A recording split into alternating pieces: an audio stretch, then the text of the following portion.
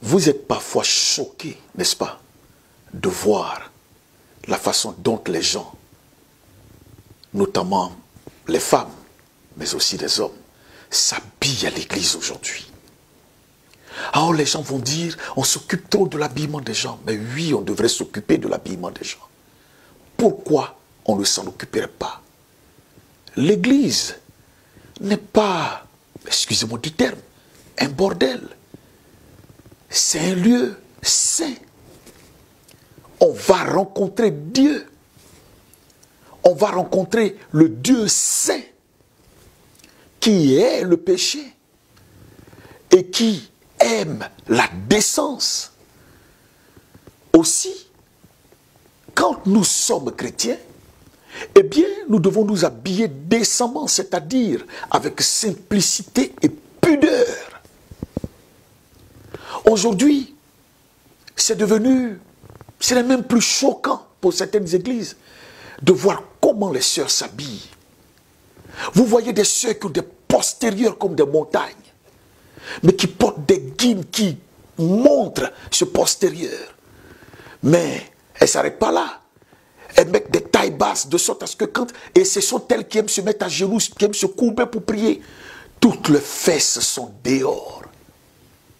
Vous voyez des sœurs qui viennent à l'église, le ventre dehors, les seins pratiquement dehors. Comme si on était dans une zone de nudisme. Et aujourd'hui, ça ne semble pas choquer les gens. Et il y a des gens comme ça. Quand on leur dit, on ne s'habille pas comme ça, eh bien, ils se fâchent. Ah non, si c'est comme ça, moi, je ne viens plus ici. Vous pensez que Dieu vous poursuit? C'est vous qui avez besoin de Dieu. Ce n'est pas Dieu qui a besoin de vous. C'est vous qui avez besoin de Dieu. Lui, il dit, venez à moi, vous tous qui êtes fatigués et chargés. Si tu n'es pas encore fatigué de ta vie, si tu n'es pas encore fatigué du péché, si tu n'es pas encore fatigué de la sorcellerie, mon ami, tu peux retourner dans le monde. Mais si tu es fatigué et chargé, c'est celui qui va te décharger et te donner le repos là. C'est lui qui te pose les conditions. C'est à prendre ou à laisser. Et ils viennent dans l'église quand on leur parle. Ils s'énervent et ils changent d'église. Comme cette femme que j'ai reçue il n'y a pas très longtemps. Elle était venue me voir parce qu'elle voulait prier avec moi, j'étais à Abidjan. Mais quand je l'ai vue, cette femme, j'ai eu l'impression que c'était une prostituée. Les seins dehors, le ventre dehors, une courte robe, mais c'était waouh! J'ai été moi-même choqué. Et quand je lui ai demandé si elle était chrétienne, elle m'a dit oui. Elle m'a dit oui, elle était vraiment, qu'il y a 20 ans qu'elle est chrétienne. Et qu'elle priait avec tel pasteur. Elle dit, ah tiens, tel pasteur, mais le pasteur, très bien. Elle dit, oui, mais papa, tu ne le connais pas bien. Il se comporte comme la CIA. J'ai quitté son église même d'ailleurs à cause de cela. Il est tout en train de critiquer mon habillement.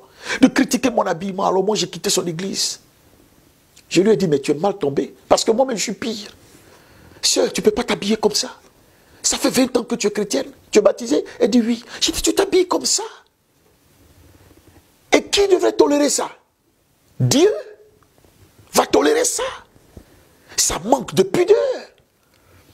Tu veux aguicher qui? Tu es comme une femme qui est sur le marché, qui est à la portée de tout homme. Regarde comment tes seins sont. Tu es un scandale pour les autres. Tu es une occasion de chute.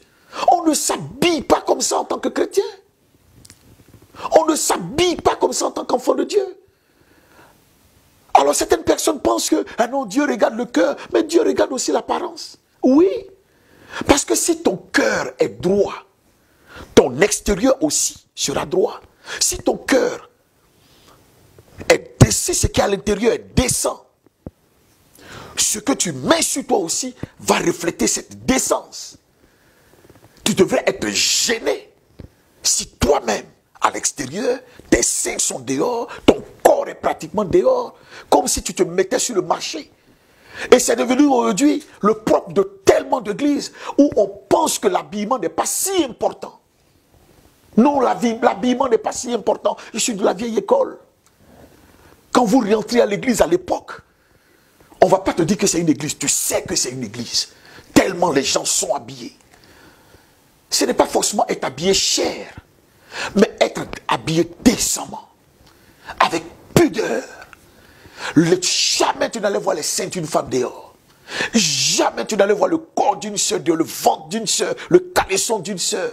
Tu n'allais voir un frère avec le pantalon sous les fesses. Jamais. C'était de la pudeur, de la décence. C'était comme cela qu'on était formé, qu'on était éduqué. Pas comme aujourd'hui où les gens font n'importe quoi. Tu vois le frère, tu as l'impression qu'il prend de la drogue, mais son apparence fait peur. D'autres même, c'est quand ils sont devenus chrétiens qu'ils ont commencé à se mettre des tatouages et ils ont arboré ça dans l'église. Des frères qui mettent des bouts d'oreilles et qui sont dans l'église et qui disent Dieu ne regarde pas l'apparence. Mais qui vous a dit ça? Vous pensez que les gens vont regarder votre cœur? Ils n'ont pas la possibilité de voir votre cœur, mais ils voient ce que vous reflétez. Parce que c'est ce qui est dedans qui ressort. Si dedans est sale, ce qui ressort sera sale. Regardez vous-même les païens. Regardez les ministres. Est-ce que vous les voyez habillés? Pourtant, ce n'est pas des chrétiens pour la plupart. Mais regardez comment ils s'habillent. Parce que le ministère qu'il occupe, le travail qu'il fait, lui impose une certaine décence. Regardez quand le président veut recevoir des corps, veut recevoir des gens pour parler avec eux à la présidence. Regardez le code vestimentaire. Regardez comment les gens s'habillent. Pourtant, ce n'est qu'un homme. Mais regardez comment les gens s'habillent. Le palais de justice de Côte d'Ivoire, par exemple. Regardez comment les gens s'habillent. Il y a un code vestimentaire. Pourtant, c'est un service public. Mais tu n'entres pas comme ça. À l'entrée, on t'informe. Tu ne vas pas rentrer. Si tu es habillé d'une façon indécente, tu ne vas pas rentrer. Il y a un code vestimentaire que tu dois mettre, tu dois respecter pour entrer. J'ai parlé avec un avocat. Savez-vous qu'en Côte d'Ivoire, par exemple, si on prend un avocat dans une boîte de nuit en train de boire, et puis il est en train de fumer, puis il danse avec des filles, il peut être radié du barreau. Est-ce que vous savez? Un simple avocat, ce n'est même pas un chrétien, un avocat. Parce qu'il fait partie d'un corps. Il y a une éthique, il y a une règle, il y a des façons de se comporter. Alors si le monde a autant de règles, pourquoi est-ce que les règles ne devraient pas exister dans la maison de Dieu? Pourquoi nos églises ressemblent, excusez-moi du terme, à des bordels où les gens s'habillent n'importe comment?